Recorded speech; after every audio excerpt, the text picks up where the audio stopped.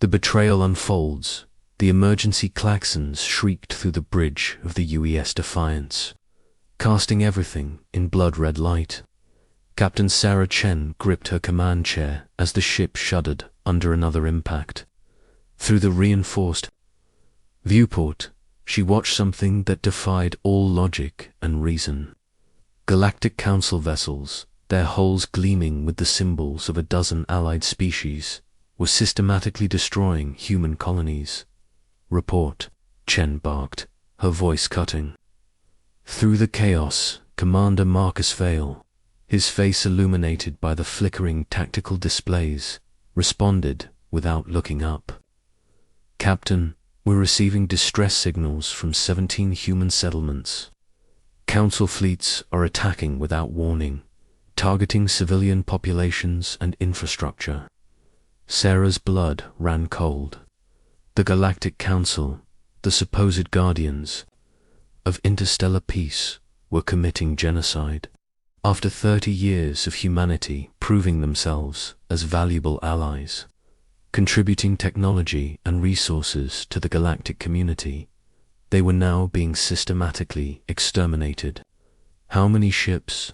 she asked, her voice steady despite the horror unfolding before her. "Preliminary scans show at least 200 Council vessels spread across 12 systems. They're using coordinated attack patterns, hitting our most populated worlds first." A priority transmission crackled through the communications array. The holographic image of Ambassador Alina Rodriguez materialized above the command console, her usually composed face etched with terror and desperation. "Captain Chen, thank God we reached you," Alina gasped, her diplomatic quarters clearly under attack. Explosions echoed in the background as she spoke. "The Council has declared humanity a rogue species. They're claiming we've been developing banned weapons technology that were a threat to galactic stability." "That's impossible," Marcus interjected. "Every piece of human technology has been approved by Council oversight committees." Elena's image flickered as another explosion rocked her location. "It's a lie, a complete fabrication. This was planned, Sarah. They've been preparing for this for months, maybe years. They want us gone, completely wiped out." The transmission abruptly cut to static, leaving the bridge in stunned silence. Sarah felt a cold fury building in her chest. Humanity had always played by the rules, followed every regulation, respected every treaty. They had shared their medical advances, their agricultural innovations, their artistic achievements. In return, they had been granted membership in the galactic community, a seat at the table of advanced civilizations. "Ma'am," the communications officer called out, "we're receiving a general broadcast from Admiral Zhong Wei on Earth. Put it through," Sarah commanded. The Admiral's weathered face appeared on the main screen, his expression grim but determined. "All human vessels, this is Admiral Zhong Wei. Earth is under attack. The Council has initiated what can only be described as a coordinated extermination campaign. All military protocols are now in effect. We are at war." Sarah's mind raced. The human fleet was scattered across the galaxy, most ships engaged in peaceful missions or routine patrols. They were outnumbered, outgunned, and completely unprepared. "For this level of betrayal, Captain," Marcus said quietly, "long-range sensors are detecting a massive Council fleet approaching our position. Estimated time to intercept, 14 minutes. Sarah looked at her crew, seeing the same mix of shock and determination in their faces. They were facing extinction, but they were far from defeated. "Battle stations," she ordered. "All hands to emergency positions. We're going to show the Council what happens when you betray humanity." The Defiance transformed from an exploration vessel into a weapon of war. Plasma cannons charged, missile tubes loaded, and defensive systems activated. The crew moved with practiced efficiency, their training taking over despite the unprecedented circumstances. As the Council fleet approached, Sarah studied their formation. 12 heavy cruisers, each one capable of reducing a planet to ash. Dozens of smaller vessels providing escort and fire support. It was a force designed to crush any resistance. Target the lead cruiser, Sarah commanded. Full spread of quantum torpedoes. Let's see how they handle our banned technology. The Defiance unleashed its opening volley, the torpedoes streaking across space like falling stars. The lead Council ship, a massive Theron-class battlecruiser, staggered as the weapons struck its shields. But instead of the expected catastrophic damage, the shields held, flickering but intact. They've adapted their defenses, Marcus reported. They know our weapons, specifications. Of course they did. Humanity had provided detailed technical data to the Council as part of their membership requirements. Every strength, every weakness, every tactical doctrine had been handed over in the name of cooperation and trust. Evasive maneuvers, Sarah ordered. We need to buy time, find a weakness they don't know about. The Defiance danced through space, dodging energy beams and missile barrages. The Council ships pressed their attack, their superior numbers allowing them to coordinate devastating crossfire patterns. Shields down to 60%, Marcus reported. We can't take much more of this. Sarah's mind worked frantically. They needed an advantage, something the Council didn't expect. Then she remembered the classified projects that had been hidden. From Council oversight, the technologies that humanity had developed in secret. Marcus, activate the shadow protocols, she said quietly. His eyes widened. Ma'am, those systems are completely untested in combat conditions. Then we'll test them now. Humanity's survival depends on it. The shadow protocols engaged, and the Defiance seemed to vanish from space. The Council ships continued firing at empty coordinates, their targeting systems unable to lock onto the human vessel. Phase cloak is holding, Marcus reported, his voice filled with amazement. They can't see us. Sarah smiled grimly. While humanity had publicly shared their technological advances, they had also secretly developed defensive measures. The phase cloak was just one of many hidden projects, created not for aggression but for protection against exactly this kind of betrayal. Set course for the Mars defense stations, she ordered. We need to regroup and coordinate with other survivors. As the Defiance slipped away from the battlefield, Sarah watched the Council fleet continue their futile search. They had expected an easy victory, a quick extermination of an inferior species. Instead, they had encountered their first taste of human ingenuity and determination. The ship's communication array crackled to life, picking up coded transmissions from across the galaxy. Human vessels were fighting back, colonies were organizing defenses, and secret research facilities were coming online. Captain, the communications officer said, we're receiving reports from the outer colonies. They're saying the Council attacks have failed at several locations. Our people are fighting back. Sarah felt a surge of pride. Humanity had been caught off guard, but they were adapting, fighting, surviving.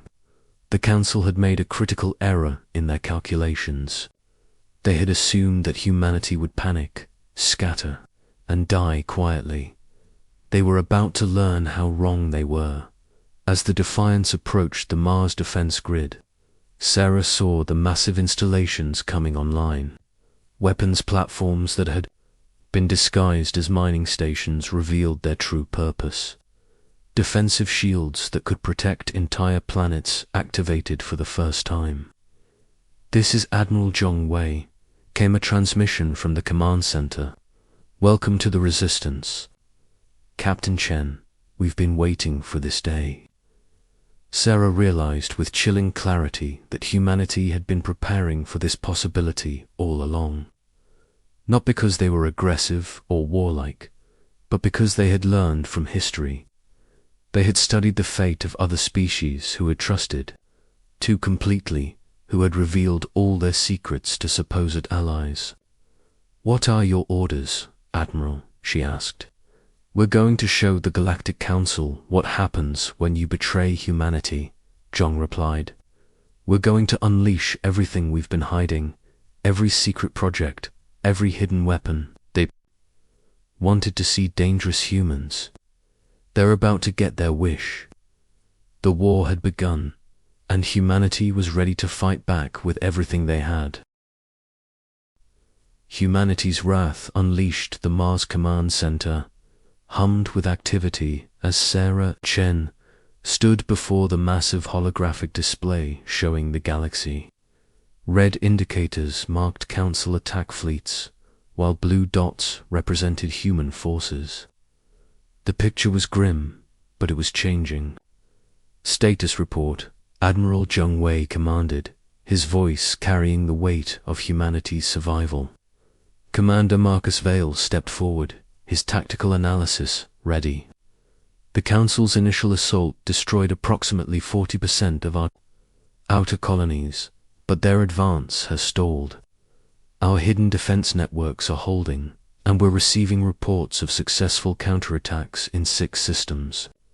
Sarah watched the display with growing satisfaction. The Council had expected humanity to crumble after their surprise attack. Instead, they had awakened something far more dangerous than they could have imagined. Admiral Elena Rodriguez said, her diplomatic training now repurposed for war planning. "We're receiving coded transmissions from 17 species within Council space. They're expressing support for our cause, saying they've been waiting for someone to stand up to the Council's tyranny." Zhong nodded grimly. The Council made another mistake. They assumed all species would support their actions, but tyranny breeds resistance. "We're not the first species they've attempted to eliminate." Sarah studied the tactical displays, her mind processing the strategic implications. Humanity had been caught off guard, but they were adapting faster than the Council anticipated. More importantly, they were revealing technologies and capabilities that had been hidden for decades. "Show them the Phoenix projects," Zhang ordered. The holographic display shifted, revealing massive shipyards hidden within asteroid fields. And behind gas giants, dozens of vessels unlike anything in the known galaxy were emerging from concealment. Ships that incorporated technologies the Council had never seen, weapons that pushed the boundaries of physics itself. "How long have we been preparing for this?" Sarah asked, amazed by the scope of the hidden infrastructure. "Since the day we joined the Galactic Council," Zhang replied. "We studied every species that had been absorbed, every civilization that had been eliminated. We learned from their mistakes and prepared for the day when our usefulness would end." Marcus highlighted several sectors on the display. "Our deep space reconnaissance networks have been tracking Council movements for years. We know their supply lines, their communication protocols, their fleet compositions. While they thought they were watching us, we were studying them." The scale of humanity's preparation was staggering. Secret colonies established in dark space, hidden research facilities developing advanced technologies, and a network of sleeper agents placed throughout Council space. Humanity had played the role of junior partners while secretly becoming the most dangerous species in the galaxy. "Phase 2 is ready to commence," Elena announced. "Our infiltration teams have been activated across Council space. They're targeting infrastructure, supply depots, and communication networks." Sarah felt a chill of anticipation. The Council had declared war on humanity, but they had no idea what they were facing. Humans had spent generations preparing for this moment, developing not just weapons but strategies that would exploit every weakness in the Council's sprawling empire. Execute Phase 2, John commanded. Across the galaxy, humanity's hidden strength revealed itself. Council supply convoys found themselves under attack by vessels that appeared from nowhere, struck with devastating precision, and vanished before reinforcements could arrive. Communication networks that had operated for millennia began experiencing systematic failures. Critical infrastructure on dozens of worlds suffered mysterious accidents. Reports coming in from all sectors, Marcus announced. Council forces are in disarray. They're pulling back from offensive operations to defend their own territories. Sarah watched the tactical display transform as blue indicators spread across previously red sectors. Humanity wasn't just defending anymore. They were advancing, conquering, claiming territory that had been Council-controlled for centuries.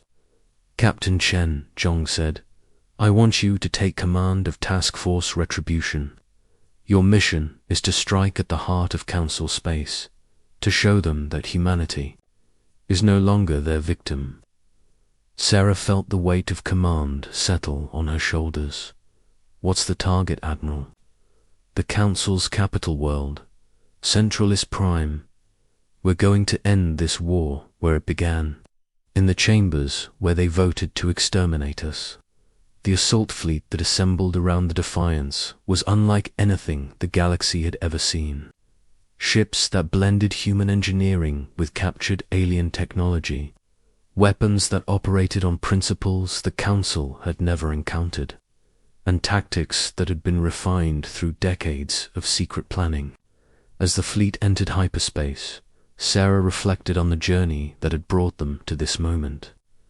Humanity had arrived in the galaxy as explorers, seeking friendship and cooperation. They had been welcomed as junior partners, useful for their enthusiasm and resourcefulness, but never truly respected as equals. The Council had tolerated humanity's presence as long as they were useful, but when they began to show signs of independence, of developing their own power base, the decision was made to eliminate them. It was a pattern that had been repeated countless times throughout galactic history. But humanity was different. They had learned from the mistakes of others, prepared for betrayal, and developed the strength to not just survive, but to triumph. Emerging from hyperspace in 30 seconds, the navigator announced. Sarah stood on the bridge of the Defiance, watching as the fleet prepared for the final battle. Around her, the most advanced warships humanity had ever built powered their weapons and locked onto targets that represented the seat of galactic power. All ships, this is Captain Chen, she broadcast to the fleet. Today we finish what the Council started. Today we show the galaxy that humanity will not be exterminated, will not be ignored, and will not be underestimated ever again. The fleet emerged from hyperspace in perfect formation, appearing around Centralis Prime like avenging angels. The Council's home fleet, designed to intimidate and overwhelm, found itself facing weapons and tactics they had never encountered. The battle was brief but decisive. Human ships moved with impossible speed and precision, their weapons cutting through Council defenses like paper. The orbital platforms that had protected the capital world for millennia were reduced to debris. In minutes, Council fleet is withdrawing, Marcus reported. Centralis Prime is defenseless. Sarah opened a communication channel to the planet's surface. This is Captain Sarah Chen of the United Earth Forces. The Galactic Council is hereby dissolved. Any species that wishes to join the new Human Galactic Federation will be welcomed as equals. Any species that chooses to resist will be eliminated. The response was immediate. Dozens of species that had been subjugated by the Council for centuries declared their allegiance to humanity. The galactic power structure that had existed for millennia crumbled in a matter of hours. "Ma'am," Elena reported, "we're receiving surrender requests from over 300 Council worlds. They're asking for terms." Sarah considered the moment. Humanity had gone from victims to victors in less than a standard year. The species that had tried to exterminate them were now begging for mercy. "Tell them the terms are simple," she said. "Complete surrender, reparations for the damage they've caused, and acceptance of human leadership. Any species that contributed to the attempted genocide will be held accountable." As the new galactic order began to take shape, Sarah realized that the Council had made the ultimate mistake. They had assumed that humanity's cooperation indicated weakness, that their willingness to share technology meant they were naive. Instead, humanity had been preparing for this moment since the day they first encountered alien life. They had learned from every interaction, studied every species, and developed the strength to not just survive, but to dominate. The galaxy would never underestimate humanity again. Admiral Zhong's voice crackled through the communication system. "Congratulations, Captain. Phase 3 is now in effect. We're no longer just defending our existence. We're reshaping the galaxy according to human values of freedom, cooperation, and justice." The species that had tried to destroy humanity had instead created the most powerful force the galaxy had ever seen. They had turned humanity's greatest weakness, their trust and cooperation, into their greatest strength. The war was over. The age of human dominance had begun. Looking out at the stars that now belonged to humanity, Sarah Chen knew that this was just the beginning. The galaxy was vast, full of wonders and dangers yet to be discovered.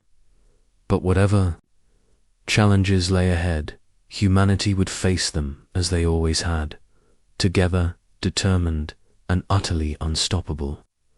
The Council had lied about humanity being a threat to galactic stability. Now, that lie had become the truth, and there was no force in the universe that could stop the species that had learned to turn betrayal into victory.